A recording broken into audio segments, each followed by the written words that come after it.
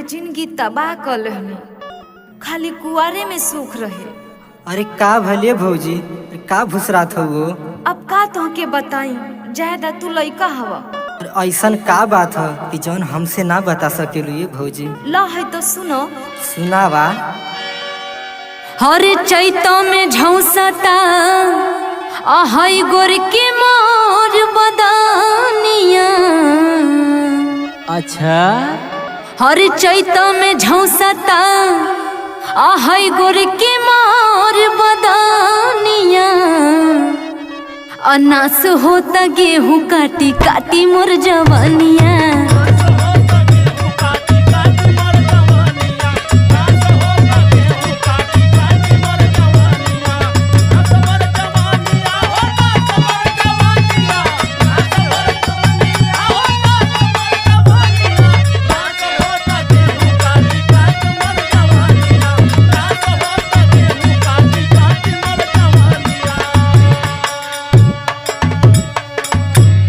हर दही जरा खटावेला खियाई के चटनिया। ये का कहा तारू हो? सही बा। अच्छा, हर दही जरा खटावेला खियाई के चटनिया। अनास होता गेहूं काटी काटी मोर जवानिया।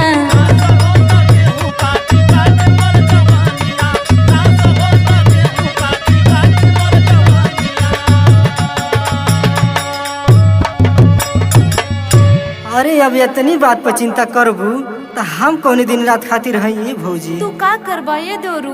सुना। सुनावा। अरे किन के ले आयब शैम्पू तेल और क्रीमिया। सुनत हो ना भौजी? हाँ हाँ बोलो। अरे किन के ले आयब शैम्पू तेल और क्रीमिया। चला भौजी साथवे में कर के कटनिया।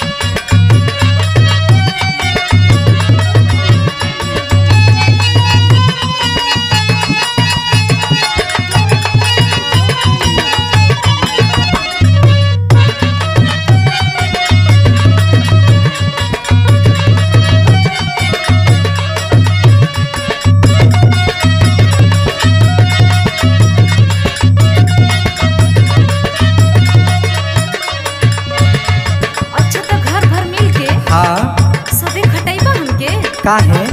अच्छा लला क्रीम पाउडर दीवाबे। हाँ। पता है पापा क्या कितना ठाट से रख रहनी हम। अरे हम जानत है पहले तू कितना ठाट बाट से रहत रही। अच्छा सुना। अच्छा तो सुनावा तो तनी सुनी हम। नहीं हरे में रहली तमाजा खूब लूटली।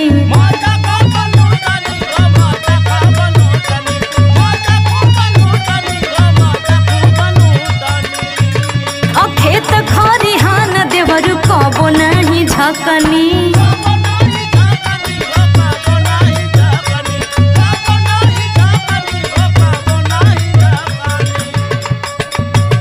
अरे भौजी, अरे कहाँ का बात कहाँ लिया के जोड़त हो? हमके कुछ समझ में आओ तो उतना है।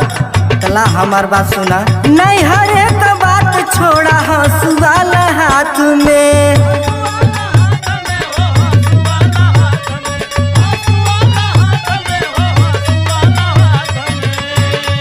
लुगा खुटिया के भौजी चला हमारे साथ में।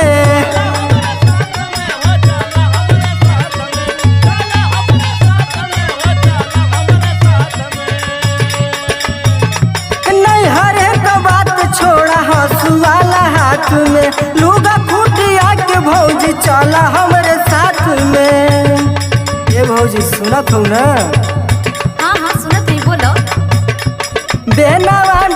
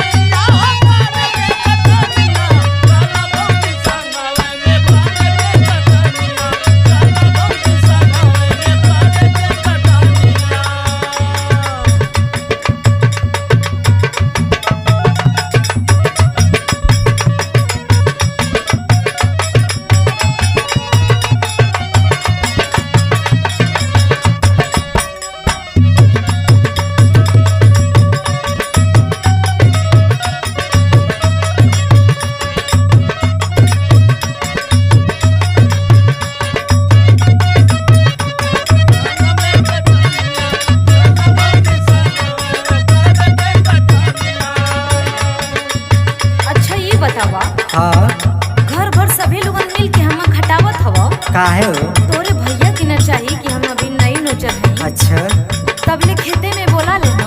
अच्छा सुनो सुनावा तो। 3 बजे भोरवे में हम के जगावेला।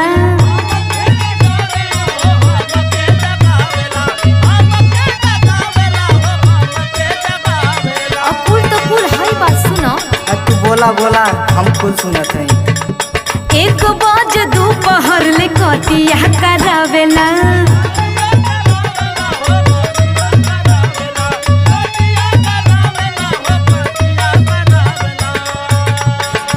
अरे भौजी का साथे साथे हम तोहरे बानी न, औ का करे के हम तो चिंता का कैलू। सुना सुनावा।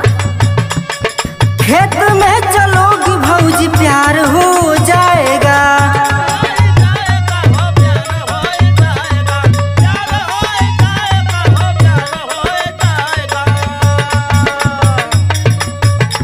खटिया से ढेर मजा मटिया में आएगा।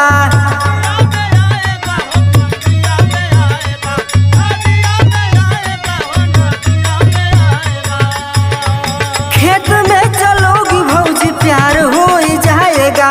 खटिया से ढेर मजा मटिया में आएगा। का मतलब खटिया या मटिया? अरे पूछा मनीष भैया से, नींद मटिया में जितना बढ़िया लागेला न भौजी, हाँ? उतना गद्दा रजाई या खटिया मचिया में कहाँ। अरे का हो हारमोनिया मास्टर? सही है भैया सही है। अच्छा और एक बात और सुना, हमारे साथे तोके का फायदा है।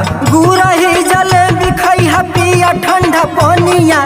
गुरही जलेबी खैहा पिया ठंडा पानिया। चला भौजी साथवे में करे के कटनिया।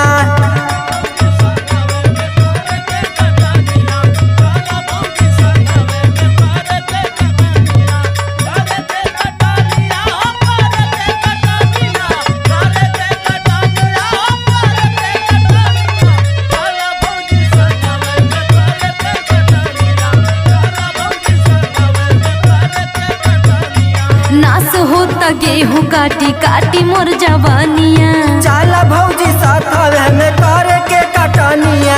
नास होता गेहूं काटी काटी मोर जवानिया। चला भौजी साथवे में करे के कटनिया। दही जरा खटावेला खियाई के चटनिया। चला भौजी साथवे में